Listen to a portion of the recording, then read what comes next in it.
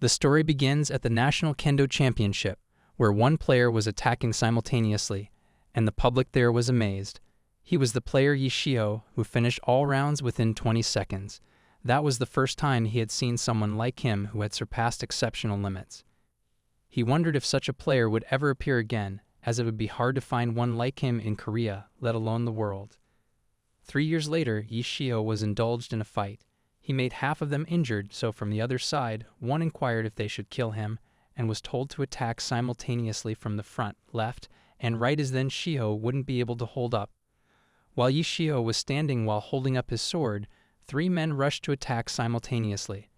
But Yishio first beheaded the person and then swung the sword towards another man, cutting down his hands. The man's hands were severed from his body, and he was screaming in pain. Instantly, the third man plunged to attack, but Yishio turned and cut down the men from various sides. All men were down, and so one asked who he exactly was. Astounded, Yishio was standing while another man came smiling and asked if Yishio was chopping people up and if they would be joining hands from then. Yishio replied that he killed his brother and led to their mother's death, and added while pointing the sword that he and him, one of them must die. 2 years ago in Gangyang and House, there was news that with the ongoing economic downturn, self-employed individuals were taking direct hits, as well as in one area of Seoul, even taekwondo and kendo dodos, as well as chicken restaurants, were shutting down, and they hoped that all self-employed would stay strong. Then there was the next news that there was a series of robberies targeting women living alone in Seoul's studio apartments, and added that victims were saying if they would take someone dying for people to take notice, and urging the police to take action. Yishio switched it off. Then he moved to his room and was keeping his trophies with other stuff in a package, and the phone rang. He answered the call, and the person asked if he would quit kendo, and Yishio agreed to the master. The person shrieked out to call him master and asked him to call him director, and added that his skills were too good to waste. He further stated that if Yishio wanted to make a living from kendo, opening a dojo was the only way, but Yishio replied that he needs to get a job. But the director asked him to join his dojo as an instructor and promised to treat him well. Yishio reverted that his words alone were appreciated, so the director inquired if he did find a job, and he replied that with just his mom to care for, he was planning to take on a store to help her out. The director figured that was a gukbap restaurant and asked if that means starting brother from dawn and working over 13 hours a day, and was trying to interrupt, but Yishio stated that he needs to pack, so he hung up the call. Then he again started packing and looking at the photos. It was his pic with his mother and brother, and then his trophy-winning moment. After that, it was a picture of the dining moment, and he pondered about his moments in Hanjin University. His sister took the photo and was frustrated about his smile. While looking at the picture, she inquired when she would see his smile. Yishio turned and she furiously exclaimed that there was no wonder he was still single. Then his mother inquired if she was really going to live alone in Seoul, and she confronted her that Seoul was safe, so she didn't need to worry. She explained that it was just 1 or 2 people who got accepted to universities in Seoul from the provinces and found a place to live, and her mother agreed. Just then, Yishio asked her to draw an infinity sign if something happened.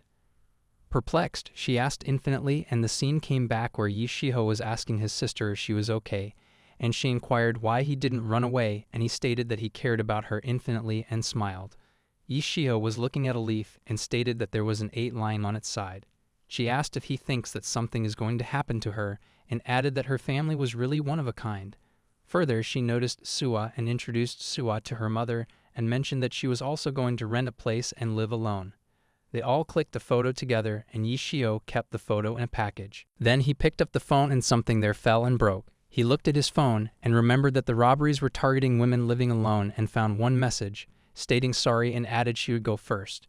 Stressed, he tried to connect through call, but the connection was unavailable, and it went straight to voicemail, so he dialed 112. On the other side, in Cyan's room, robbers entered and killed her, and one looked at the diary and called it weird as it was the same thing drawn over and over again.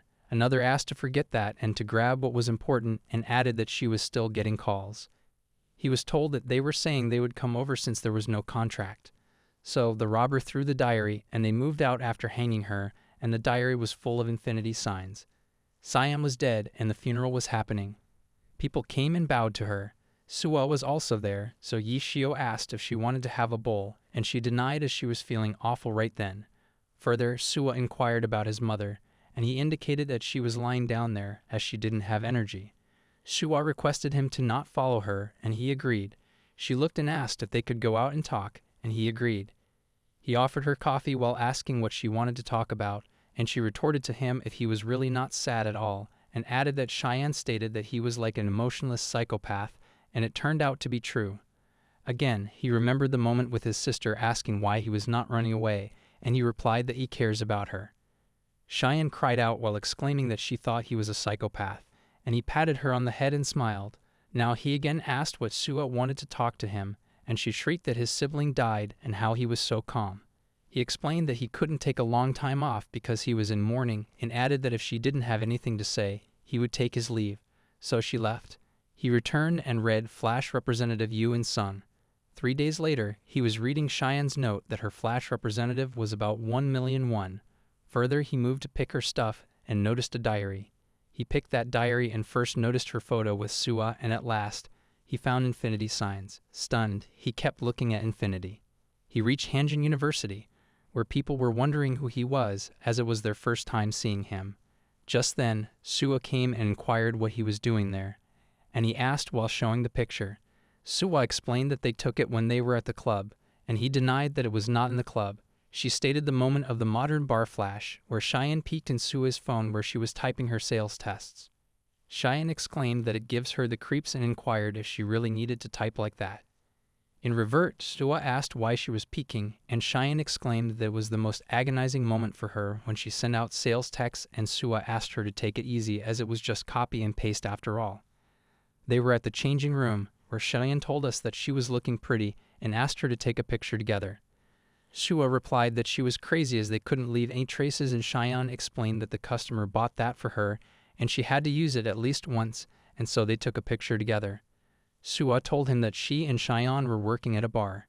Ishio asked if that was a place that made cocktails, and she explained that the bar owner was someone who sits next to her and makes small talk and was also the man who sent condolence flowers. He inquired if that was Flash, and she mentioned that was not a strange place as the customers just sit next to them and talk, and they couldn't touch them, and strange customers were kicked if they did strange things, and it was just a part-time job she did to pay her tuition fee. Astounded, he asked if that was all, and if she was not hiding anything about Cyan, and she looked perplexed. So she looked up but was furious and left while stating that she had class, and so she would go then.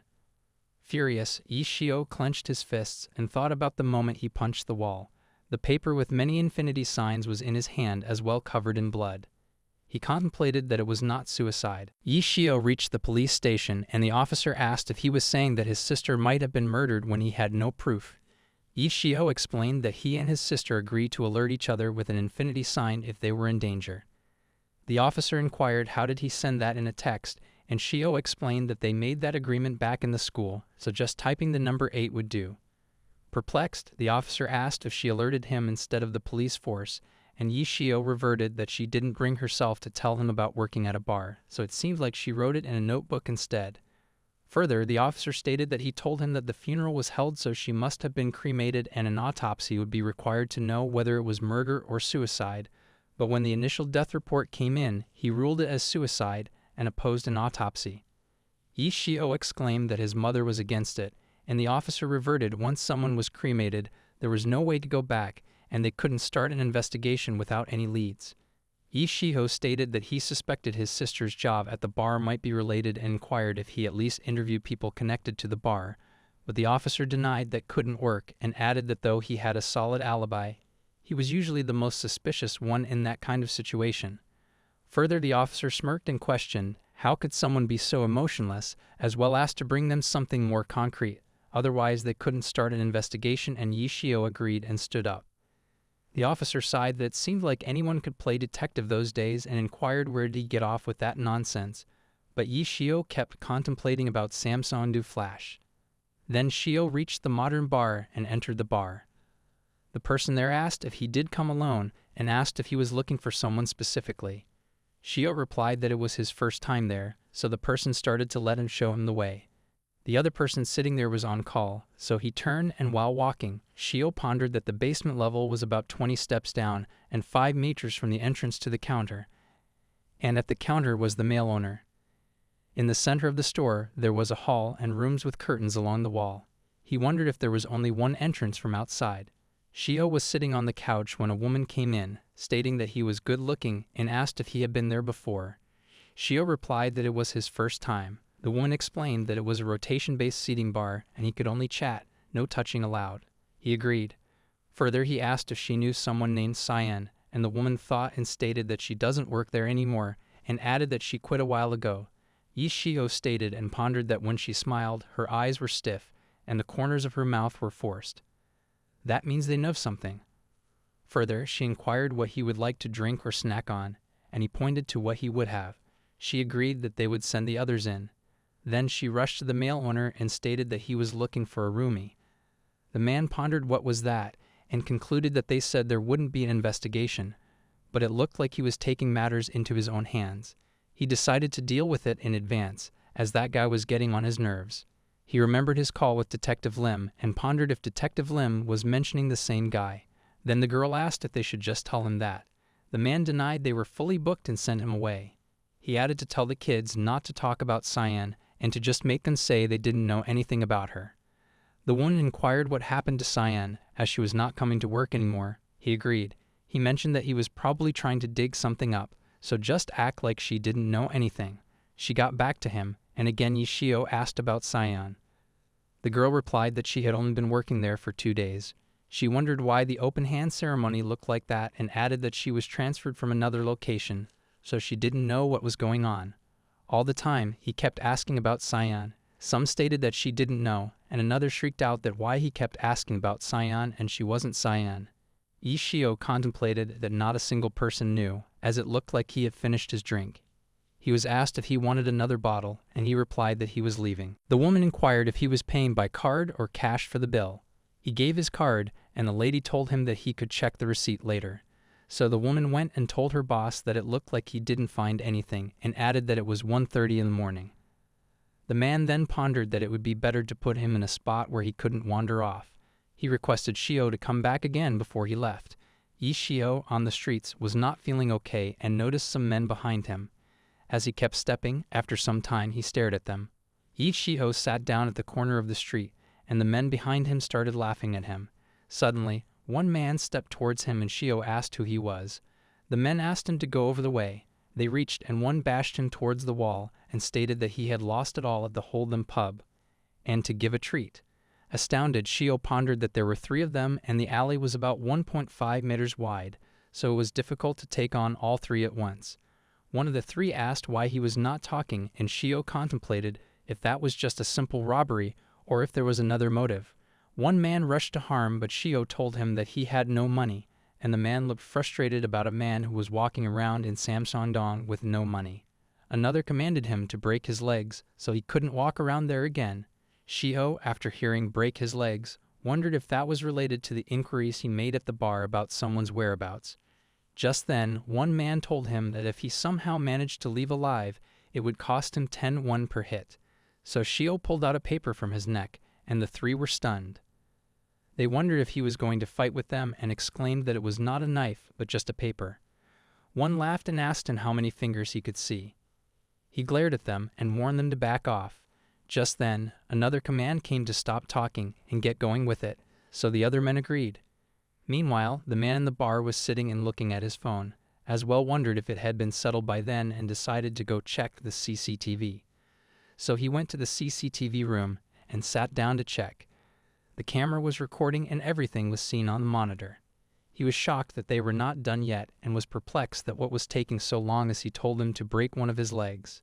He noticed and concluded that Shio was holding a knife. Here on the corner of the street, Shio mentioned that he clearly warned him. Just then, one man stepped to hit, but Shio attacked the one with the paper and let him down. The man was deeply hurt and screamed in pain, and Shio moved to attack the others. The other man tried to punch, but Shio dodged and hit the man on his head. The other man was down, so the third man inquired what was inside, and Shio mentioned that it was paper. Further, the third man stated that he started that tool fight, so even if he gets crippled that day, it was their own fault, but Shio attacked with paper, and the knife got dropped.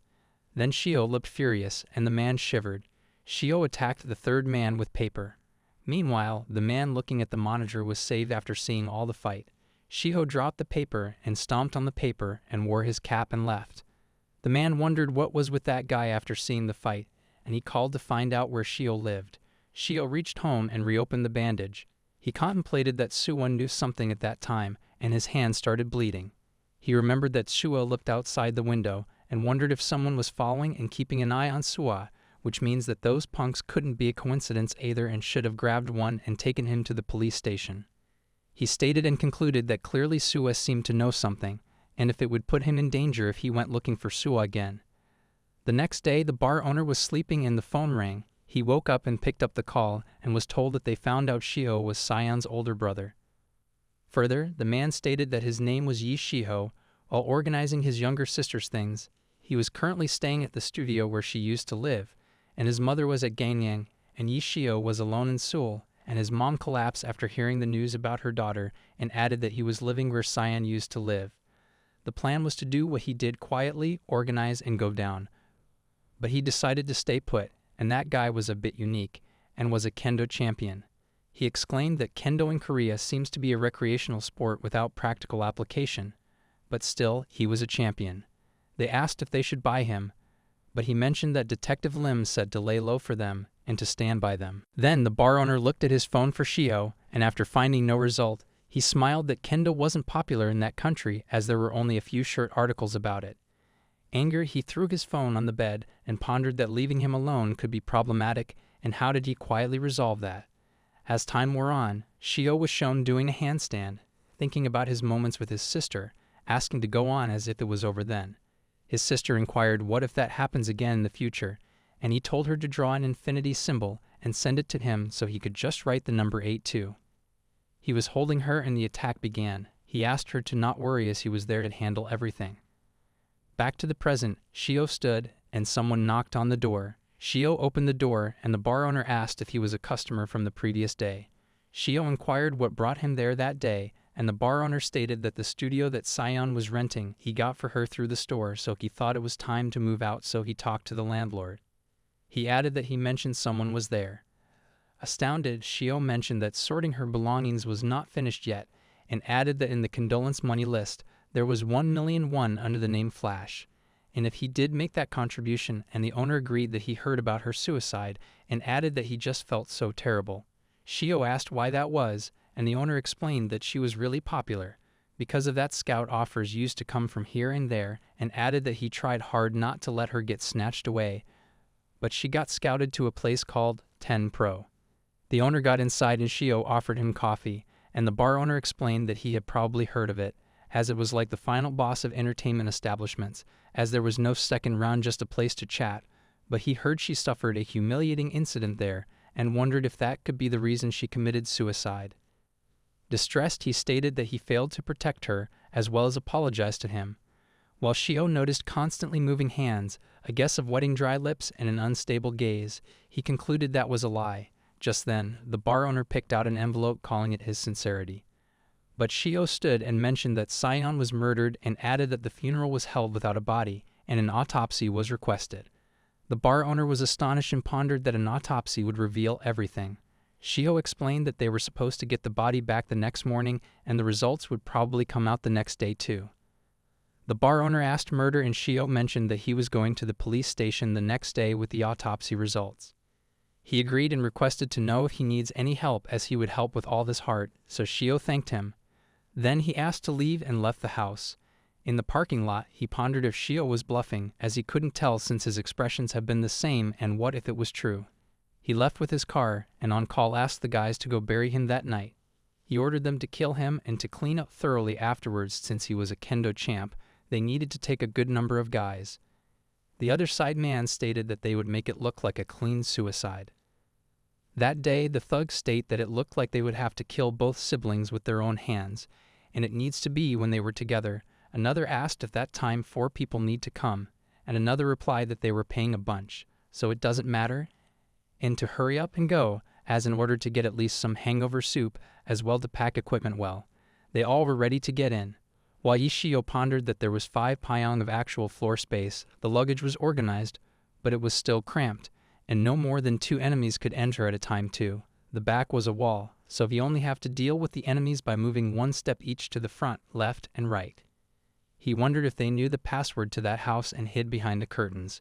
While the bar owner was taking on phone and asking if ordering an autopsy was not enough true, and knew that he was bluffing. So he replied if that words was true, then they were screwed, and that's why he sent them. Detective Lim replied that he should have just quietly held the funeral and gone to Ganyang, and asked why did he have to stir things up like that, and added that as long as it was done cleanly like last time, the police shouldn't be able to do anything just to take care of the cleanup properly. The other officers arrived, so he whispered on the phone that he would get him in trouble, so he asked to put it on his tab for them, and he would give it to him all at once later. So he thanked him and added that he was thinking of going to get Cheyenne's autopsy results in the morning and discovering that guy's body then, and asked if that would be okay. Further, he asked who was trying to set up first thing in the morning or in the afternoon, and it would be afternoon by the time he finished work and woke up, so it was to maintain the life cycle, so he thanked Hyunam. Just then, thugs entered the room and were stunned when they knew that Shio was not there. One mentioned that they had been watching the whole time and hadn't left, so they started searching the room to find out where he had gone. Another asked to turn on the light, as the motion light going on and off was annoying him. Suddenly, the light turned on automatically, and they were all stunned as Shio also came in front of them. One exclaimed that he scared him, further asked who he was, but another called it troublesome and stated that they couldn't help it then, and to deal with him first and think afterwards. Shio replied that if it was theft, there was nothing to take from there. The thug smiled and stated that they were blocking the front door, so he had nowhere to run. That was why he said he should live in a nice place.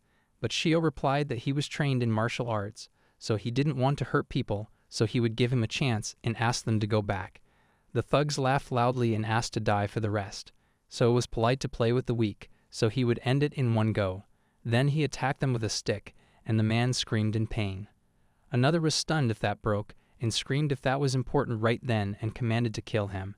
So the other two rushed to hit, but Shio repelled the attack, and the knives fell down.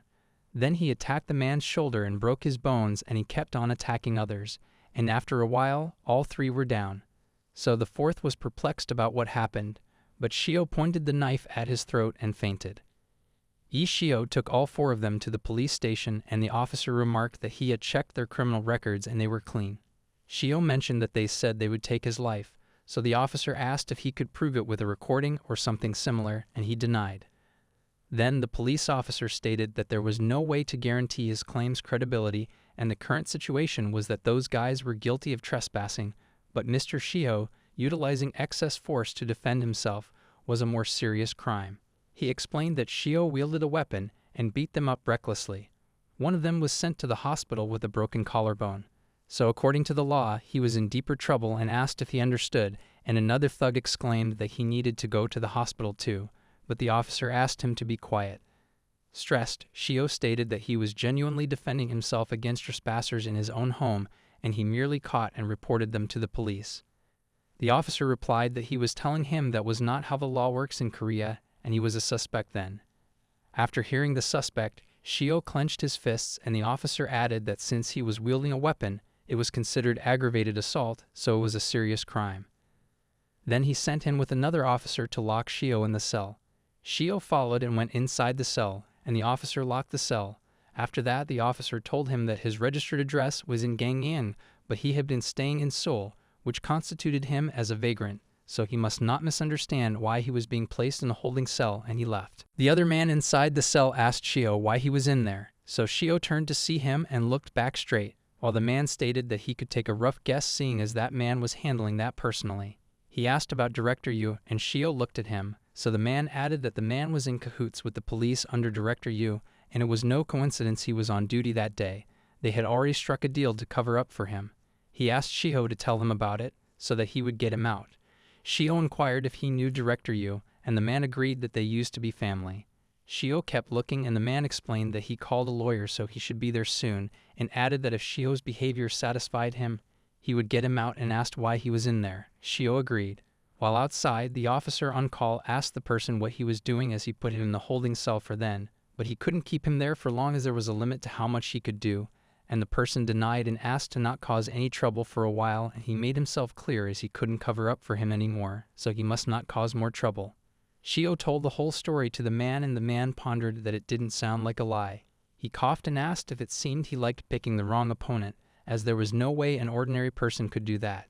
He explained that Director Yu's backing was strong, so Shio asked if there was a way if it wasn't an ordinary person, and the man stated that perhaps if he broke the law, there was no other way. Shio asked if he could tell him more about that side of things, and the man stated that he still had yet to introduce himself. He introduced himself as Kaiyong-gu, who ran a small karaoke bar in Sinsadong and was fumbling. So Shio asked if he was a gangster, and Kaiyong asked if he said that so easily, and added that he was part of an organization and he was there then because of a false accusation. He explained that Director Yu's people occasionally interfere with his business, and they usually report it as an illegal establishment and sometimes even for drugs, so he gets caught, proves his innocence, gets released, and the cycle repeats itself, and he was used to it then. Further, Shio mentioned that Director Yu was also a thug, and if Kaiyong was saying that the both of them weren't on good terms then. Kaiyong explained that Director Yu was nothing, but the real problem was the one behind him, and there was a guy known as Representative Yoon, who struck down and killed the boss they used to serve and seized all the power. When it occurred, Kaiyong parted ways with them, saying that he couldn't stay with traitors. Shio claimed that he killed someone but faces no legal punishment, and Kaiyong replied that Representative Yoon was a scary guy. Suddenly, Kaiyong asked to hold on and mentioned that they were like friends, and if he could speak casually as he was in his early 30s, and Shio told him that he was older as well, requested to speak comfortably. Kaiyong launched and mentioned that he likes his straightforwardness. Kaiyong lied down and asked if everyone was keeping their mouths shut about his sister's death, and explained that then Representative Yoon must be involved in that, as it was not the first time Representative Yoon had gotten rid of someone unfavorable to him. Shio asked if there was somewhere he could go to meet that person, and Kaiyong laughed loudly and denied that he couldn't meet him, and only those at a certain level could. He had only one option to do so, to start a power struggle and push his way in. Kaiyong explained that he have to be prepared to go to prison, he might have to kill someone, that was he had his own life, to accept it as suicide and move on. Just then, the officer came asking Kaiyong to come out, as his lawyer was there. Kaiyong asked Shio to wait a minute, as he would get him out too. Both Kaiyong and Shio were out of the cell, and Shio thanked him. Kaiyong mentioned that he was forcibly detained in the first place, and if his guess was right, as long as Representative Yoon was involved, they couldn't even proceed with his case. Further, he pulled out his card and gave it to Shio, stating that for when he would like a drink, and that was fate too, so it was on him. Shio thanked. Further, Kaiyong stated that it looked like he only brought his business card holder as well. He was starving as he hadn't eaten since lunch, and asked if Shio had any money. Shio pulled out some money to give him, but Kaiyong took only one while calling it enough for him and left. On the other side, Director Yu was with Yoon, and Yoon stated that at any moment he could crush them to death. Fierce, Yoon asked what he was going to do. Director Yu mentioned that Detective Lim had said that he had reached his limit defending them, and he asked them to lay low for a while, so there was no other way for them to begin with. Fierce, Yoon asked if he shouldn't have failed in the first place, and Yu apologized. Further, Yoon stated that the guy that she calls Appa in Korea, beating someone up like that wouldn't be considered self-defense, so Director Yu asked if they should formally file a lawsuit. Yoon inquired what if he gets exposed in the process, and Director Yu apologized. Further, Yoon told him that he was 5 years younger than him, and if he did have to spoon-fed him every little thing.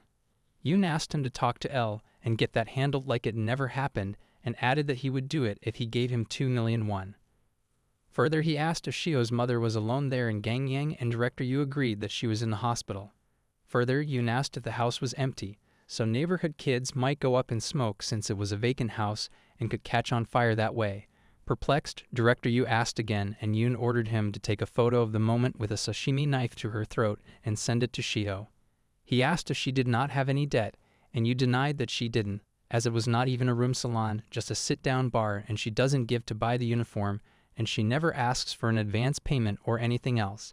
But Yoon ordered to make some debt and tell the moment to pay it back, as no one cares if she was dead, and Director Yu agreed. Further, Yoon asked if people who fail are useless, so Director Yu was scared. Then Yoon called and inquired how did it go, and the reply was that they were draining their blood then, as all 4 of them were still alive, and asked if they should let them live. Yoon ordered them to slaughter them, as he did not need them. They screamed in pain, and he put the call. Then Yoon stared at Director Yu and asked what, but Tu denied and stated that he would go to Gangyang and take care of it. He rushed back to Gangyang. On the way, Director Yu asked to drive faster, and the driver replied that it was top speed. So Yu shrieked out to step on it, and the driver agreed.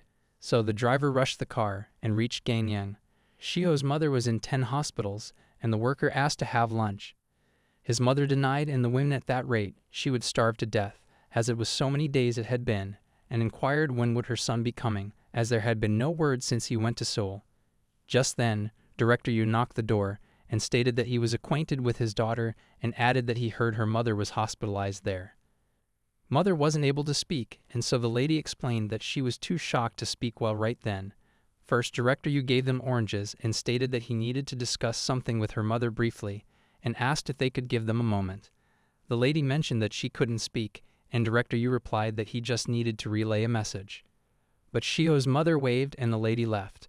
Then Director Yu told her that he would get straight to the point, that her daughter owes him some money, and showed her the contract. She was shocked that she took 200 million won in advance from him, and he added that since she died, he couldn't collect it from there. Shio's mother was shivering in fear, and Yu replied that she couldn't even talk, and that the contract was with a room salon, and asked if the room salon was right, as her daughter sold her boat to make money. He further asked if she went all out on him, and he got why he was there then. Then mother started crying, while Director Yu retorted to have him pay it back. She screamed, and he asked what she was doing, and she exclaimed that Cheyenne wasn't that kind of girl, and he inquired if she could talk then. Then she replied with tears that she was not that kind of girl, but he held her hair and exclaimed that she was exactly that kind of girl, a cheap slut who would sleep with anyone for a little money. And she took after her. But she kept shivering and denying that Cheyenne could never do that, but he told her that she was a whose. Cried, she started shivering, and he left her, and she was dead. Shio looked at the card and pondered that even so, he couldn't rise to the level of gangsters, and if he should give up. He thought about Cyan, and suddenly the phone rang, and another person mentioned that it was the hospital and inquired if he was the Soon Lee's guardian. While in the car, Director Yu said that the mother suddenly died.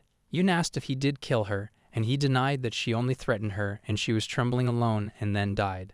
So Yoon asked him to claim the debt from the older brother, as that guy knows his face. He already knew his face and already told him something. Director Yu stated that he would take care of it, that he would handle the house too, and the call was denied. He wondered what he should do about that, and the driver asked if Director Choi was in the neighborhood and inquired why he didn't try contacting him. You suddenly realized that would work. Shio was at his mother's funeral when someone arrived. Both bowed to each other, and he asked her how she knew the deceased.